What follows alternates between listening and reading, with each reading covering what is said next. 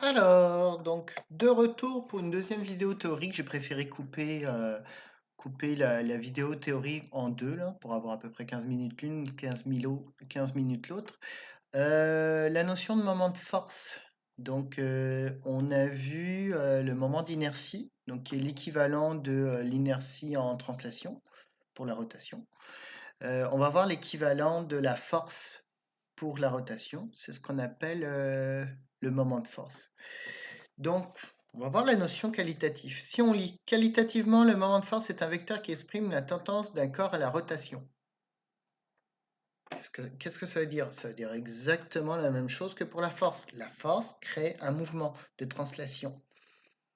Et bien, le moment de force crée un mouvement de rotation. Voilà, c'est la même chose.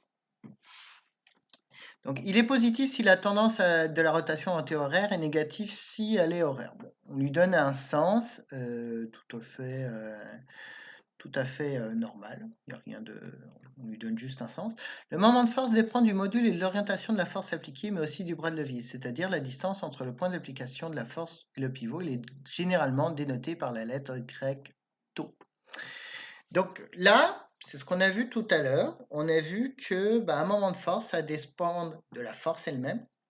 Ça va dépendre de l'orientation, comment est mise la force, et ça va dépendre de la distance qu'il y a entre l'axe de rotation et la force. Donc ça, on peut le voir un peu plus de manière quantitative. Donc regardons, essayons de comprendre. Je prends un objet. Voilà. Ça, c'est un objet. Je lui mets un axe. C'est un axe de rotation. C'est autour de quoi il est en train de tourner. Notez que l'axe de rotation est suivant les z. Autant la translation est en x, en y, mais l'axe de rotation, on tourne autour des z. Donc c'est très intéressant que dans un problème en deux dimensions, vous avez 3 degrés de liberté. Vous regardez toujours la translation en x, en y, et vous regardez la rotation suivant l'axe des z, parce que si on tourne autour de l'axe des z, on tourne dans le plan xy. Donc voilà. Bon, donc ça c'est votre objet. Vous appliquez une force sur votre objet. Donc ici, on va aller appliquer une force là, comme ceci. C'est une force F. Quelle distance on va prendre? La distance, ça va être entre l'axe et le point où on applique. Voilà, on va le voir ici. Le point où on applique la force. Donc, entre ici, ça, c'est ce qu'on va appeler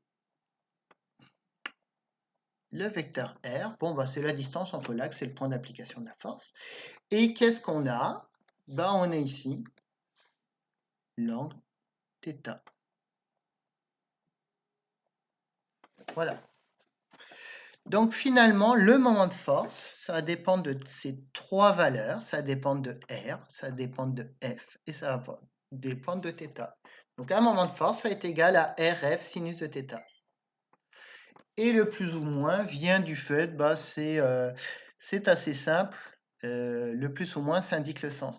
Alors, si vous ne voulez pas vous embêter avec le plus ou moins, vous pouvez prendre vraiment θ comme étant égal directement à l'orientation de la force par rapport à votre R. Donc, c'est simple. Si je redessine ma force, vous pouvez aller prendre par définition le θ ici.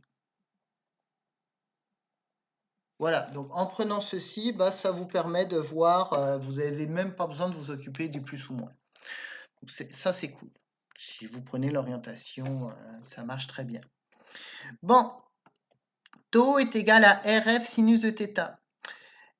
Qu'est-ce qu'on voit? D'un point de vue mathématique, c'est quoi? C'est un calcul qu'on appelle le produit vectoriel.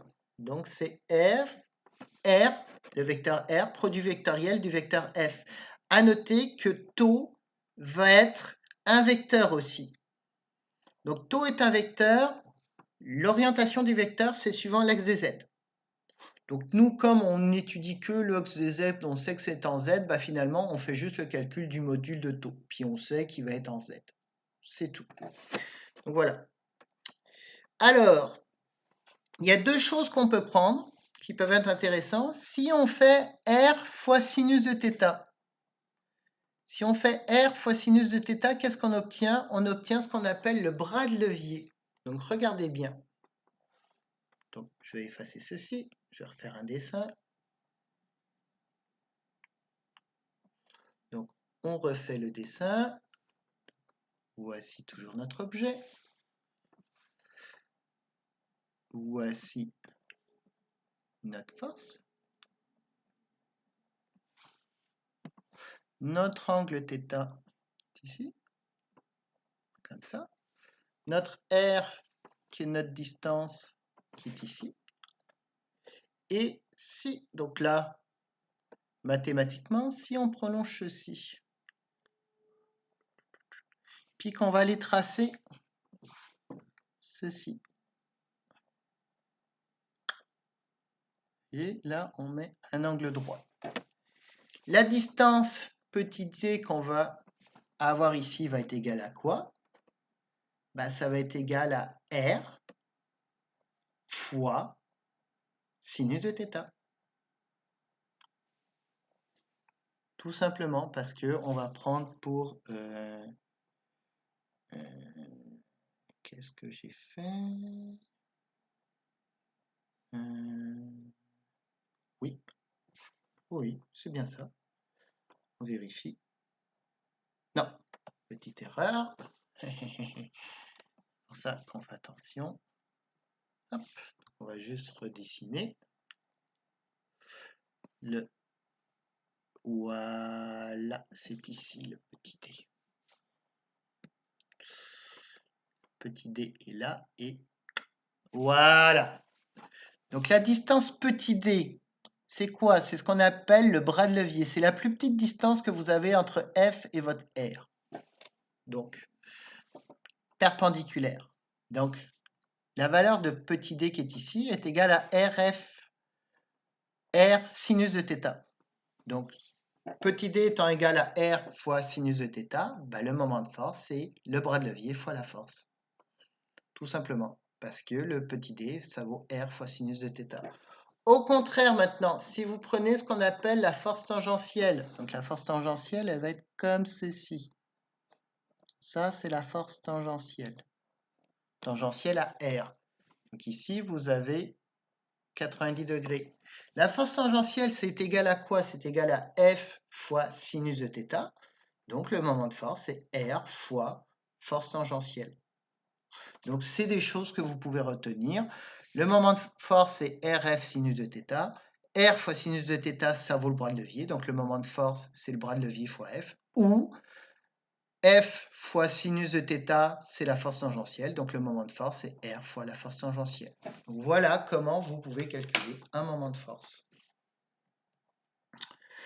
Donc les exemples, on va les faire dans une prochaine vidéo. On va faire les 3 exemples qu'on a comme ceci. Dernière chose à retenir, donc maintenant qu'on a vu la notion de moment de force, bah, le moment de force, c'est l'équivalent d'une force en translation. Le moment d'inertie, c'est l'équivalent de la masse en translation. Et l'accélération en rotation, son équivalent, c'est l'accélération en translation. Donc au final, on applique la deuxième loi Newton.